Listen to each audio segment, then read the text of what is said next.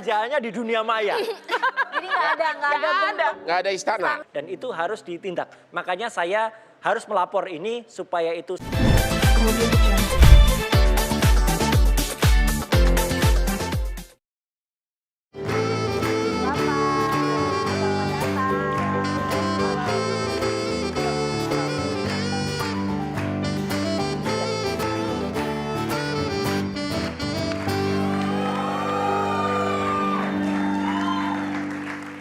Pak Roy, Apa kabar? apa kabar? Kok Baik. awet muda nih? Sama. Masih segar terus? Sama, harus Walaupun segar. sudah nggak berkuasa tetap awet muda ya? Nggak ada yang berkuasa. Oh enggak ya? Yang berkuasa yang Ratu Sejagat. Oh begitu. Oke, katanya Anda melaporkan berbagai kerajaan ke polisi. Ya. Yang mana aja tuh? Enggak, sebenarnya fokus saya satu. Yaitu? Yang saya laporkan yang Sunda Empire. Sunda Empire. Ya. Ya, karena membuat kebodohan terhadap masyarakat, utamanya masyarakat generasi. Betul. Itu kebodohan apa konkretnya? Konkretnya begini. Ya. Jadi ketika di after salah satu talk show di salah satu TV ya di LC, kemudian dia kan sebut-sebut tuh PBB lahir di Bandung. Kemudian NATO lahir di Bandung. Berarti ijazah gua SMP SD semua nggak ada gunanya Nggak ada dong? guna. Nah, waktu itu kita Bohong semua pelajaran gua waktu dulu. Waktu itu kita ketawa-ketawa, Bang. Benar. Ya, tapi besoknya mulai dari hari Rabu saya mulai nggak nyaman. Ya. Karena orang-orang mulai DM saya, mulai japri saya bilang, Om Roy ini memang yang nggak ngerti sejarah kok. Loh, gimana sih gitu? Harus bangga dong bahwa memang PBB itu lahirnya di Bandung. Itu generasi yang sekarang. Banyak buktinya. Loh, kok bisa sih kalian salah? Aku bilang gitu. Enggak, ini benar. Ini referensinya katanya dari Wiki. Wiki? Aku bilang gitu. Terus kita ya wajar kan kalau orang-orang sekarang kan gampang googling ketemu Wiki. Betul. Di Ya, Wiki. Wikipedia. Ya, di Wikipedia. Betul. Ternyata betul di situ berubah udah. Jadi Disunting ya? disunting tapi nyuntingnya anonim. Iya, Nah, pertanyaannya begini. Kalau seseorang mengatakan PBB lahir di Bandung, emang pidananya di mana? Nah, Saya kasih contoh nih. ya. Dia selalu sering bilang ke orang, Hotman naksir sama dia. Padahal dia bukan tipe aku. Nah, itu di mana pidananya gitu loh? Pidananya dia mengubah ya di Wiki itu ya karena yang dia nggak ikut ubah source-nya itu masih tetap aslinya beda. Ya. Ya, jadi dia membedakan antara fakta dengan yang dia tulis. Lain. Ya, yang jelas kalau kata kepolisian sih, aku nggak ahli hukum, Bang. Ya. Tanya aku Jadi lapor aja. dia ditahan karena laporanmu atau karena memang Oh enggak, digabung. Oh, sudah berbagi. Gabung. Jadi tapi karena yang di Jabar itu tidak ada yang lapor, ya mereka mengumpulkan. Jadi akhirnya kerjasama nih antara Metro sama Jabar. Jadi ketika saya melapor pada hari Jumat minggu yang lalu, ya kemudian itu diproses. Jadi sudah ada pelapornya, kemudian ada standing hukumnya ada ya. Saya bisa lapor dan kemudian ada buktinya semua. Di Wiki pun sudah ada keterangan. Jadi dia ditangkap itu karena pernyataannya mengatakan PBB lahir di Bandung atau karena memang apakah dia mendirikan kerajaan? Setahu saya banyak pasalnya. Yaitu? Bukan mendirikan kerajaan, tapi karena memberikan kabar-kabar bohong itu kepada masyarakat. Ya. Jadi sejarahnya dia ubah-ubah. Dia ngaku sebagai panitia The Year 17. Ya kan? Gitu. The Hidden 17 itu kan zaman VOC, Bang. Kalau masih hidup berarti dia usianya udah 400 tahun. Gitu. Maksud saya kalau jadinya itu berdampak pada generasi muda kita ya. Iya, itu orang kan sekarang gampang ngeklik apa di gadget. Betul. Nah, terus mulai dibilang gitu, terus dia sebut tuh di gedungnya di Isola. Di Bandung ya. Terus dia sebut Isola itu singkatan dari International Soldier Leader of the World gitu. Betul. Itu sudah ngaco semua itu. Kalau bentuk badan hukumnya Empire Sunda Empire itu sendiri apa? Dalam bentuk apa dia bikin? Itu ada anunya juga, ada formnya juga. Nanti saya kirimin, Bang, kalau mau jadi anggota. Maksud saya dia declare nggak ada kerajaan. Secara singkat di sini bentuknya Sunda Empire itu seperti jadi apa? itu kalau istilah anak-anak sekarang itu halu aja itu. Halusinasi. Nggak ada itu. Nggak ada itu. Jadi itu seolah-olah dia kerajaan yang di atas semua negara. Ya. Bahkan nanti Indonesia, kemudian Amerika, Inggris itu harus daftar ulang. Kayak sekolah aja daftar ulang, Bang. Gitu. Harus registrasi ke dia nanti pada tanggal 15 Agustus 2020. Ini kan pemikiran-pemikiran yang maksud saya sudah di luar logika. Dia bilang nanti Vatikan tunduk kepada dia. Iya, pergantian paus akan ada di Iya, Bandung. terus dia dan sebut yang sebagainya. berkuasa adalah Paus Yohanes Paulus. Mohon maaf Bang, kan sudah wafat Paus Yohanes Paulus gitu loh. Oh begitu. Lah ya kan, ya, ini kan apa ya, Iya. benar-benar apa ya, secara logika sudah sangat-sangat tidak Itu sesuai. orang pendidikan background-nya apa? Saya akhirnya men-trace dia ya, Ya. karena jejak digital itu ada. Dan itu sudah saya info ke Polda Jateng. Ya. Dia lahir di Brebes. Hah? Nama asli orangnya itu bukan yang kita kenal sekarang, Rangga Sasana itu bukan. Oh bukan, Ya. nama aslinya Bukan, siapa nama nih, aslinya Bapak? Edi Raharjo. Edi Raharjo. Ya, jadi namanya Edi Raharjo. Kagak ada Sunda-Sunda. Pendidikannya Sekolah Pertanian Menengah. Itu nama beken cuy. Nama Lulusan beken. tahun Kagak. 80-an. Jadi hanya Oke. tingkat SMA gitu. Tingkat SMA. Nih Bang, ini formulir pendaftaran ya. Di sini udah ditemukan nih, harus bayar 5 juta. Oh. Nah, jadi ada anunya, kalau mau dikejar ada pidananya ini. Nah, ini formulir pendaftaran kalau orang mau daftar ke Sunda Empire.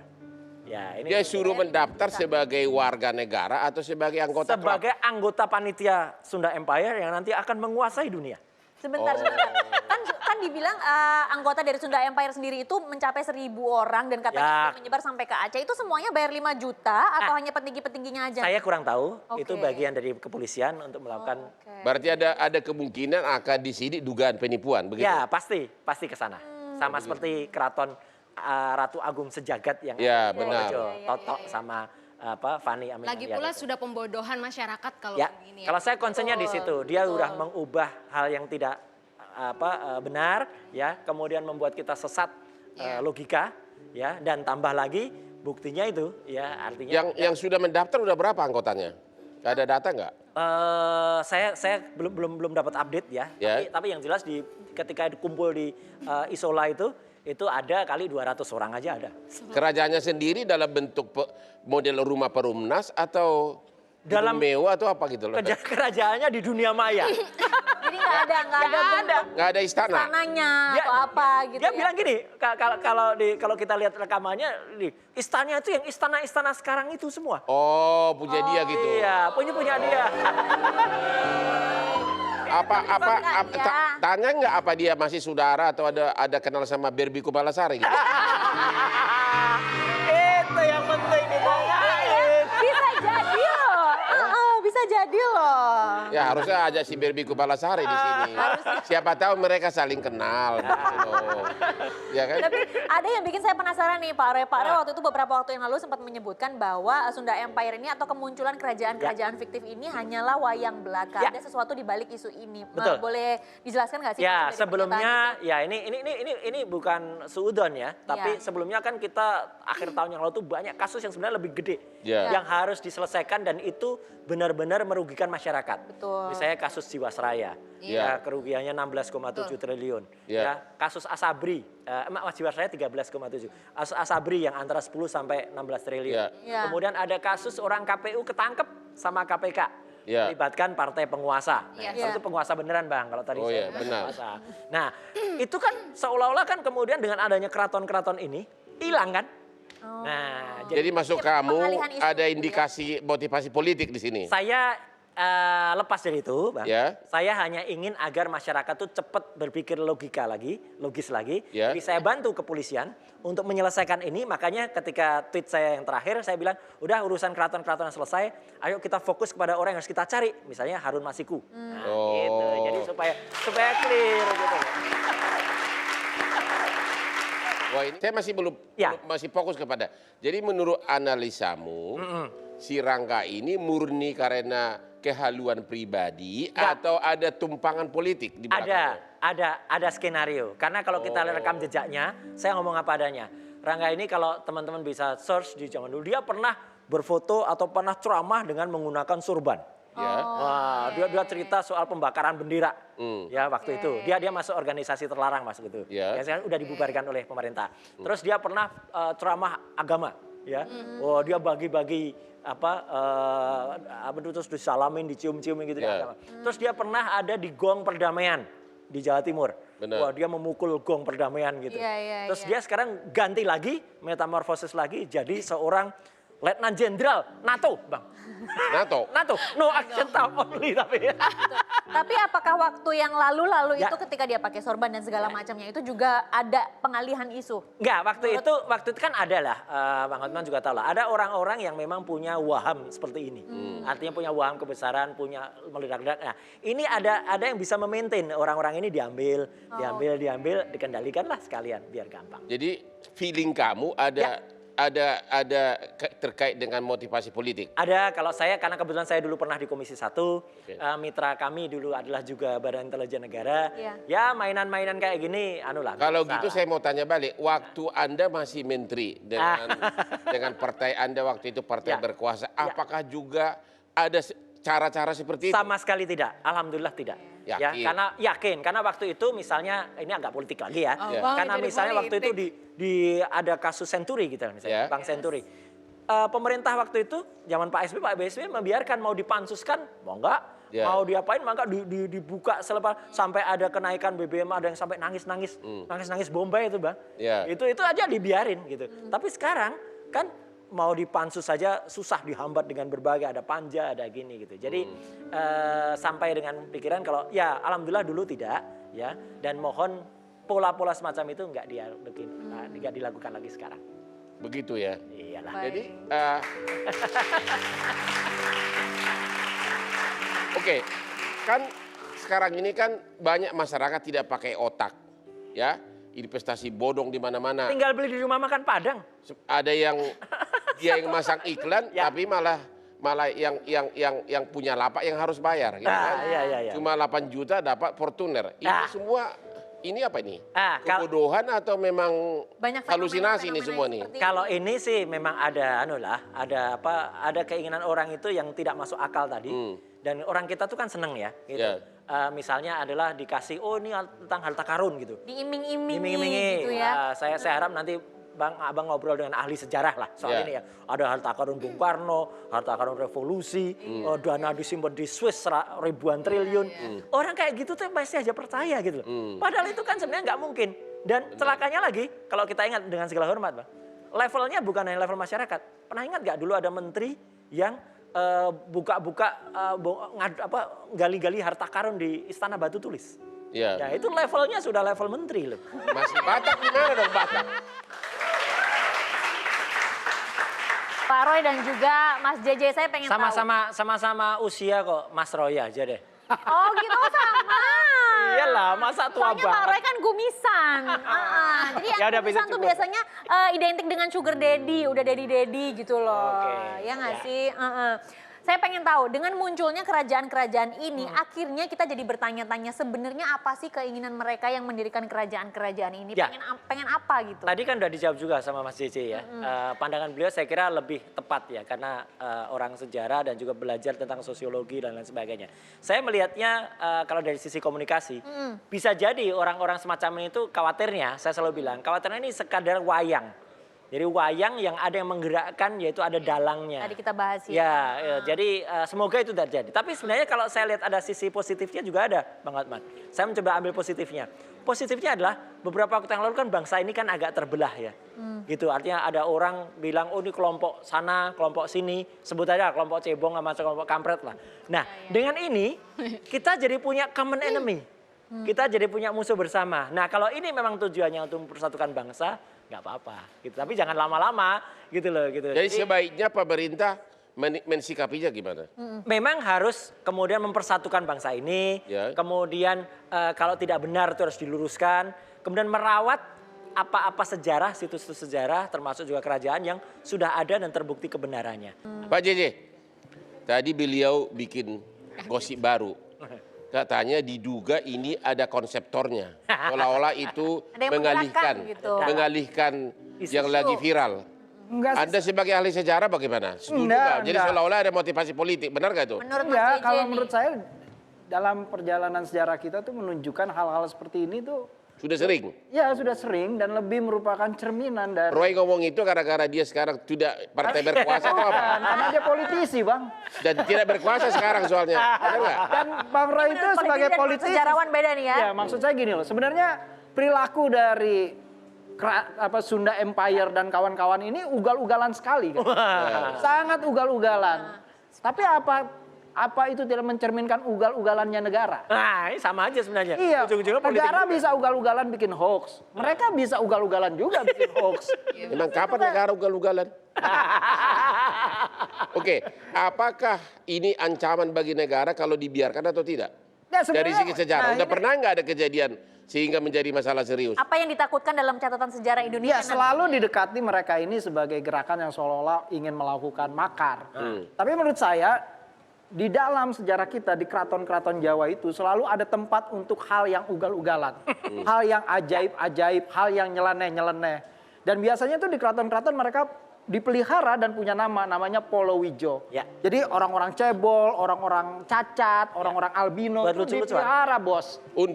Untuk sebagai wadah leluhur itu bersuara. Jadi mereka itu punya kebebasan yang sangat besar di dalam keraton untuk melakukan apa saja karena dianggap mereka mewakili suara leluhur. Ya. Jadi menurut saya ini harus dipandang dalam fenomena Polowijo itu. Ini suara yang ingin sebenarnya memaksa kita bercermin. Ya. Fenomena ini. Kita bercermin misalnya ada memimpin sebuah republik tapi memimpinnya seperti memimpin sebuah kerajaan, perilakunya seperti raja. Jangan-jangan kita juga seperti itu. Makanya saya pikir saya lebih menghargai orang seperti Mas Rangga misalnya ya, yang jujur terbuka, saya mau bikin kerajaan, menguasai Tapi seluruh dunia. bagaimana Anda bisa menghargai? Kok dia bilang dia ada kaitannya dengan Alexander the Great beberapa ratus tahun lalu? Ya, karena bukan dalam artian faktual historis. Rangga ini sangat bermasalah dan kita tidak bisa mendekati dia dengan fakta-fakta historis karena kacau semua. Ya. Bukan oleh Karena karenanya, sesat semua. bukankah lebih tepat mengatakan ini hanya kelainan oknum individual, tidak ada motivasi politik, tidak ada faktor kaitannya ke keraton, Palawijo, Pala Hotman, nggak ada. Ya, tapi murni karena dugaan halu. Ya. Karena di kalangan artis pun banyak yang halu, apalagi masyarakat biasa. Ya. Jadi ini hanya oknum individu atau bagaimana? Ya menurut saya ini sebenarnya oknum individu tapi mereka besar. Kita lihat seperti yang di Purworejo Ya. itu mereka Ratusan orang. bikin upacara dan kita bisa melihat anggotanya sangat besar. Sunda Empire tiba-tiba bikin bersuara juga di Aceh.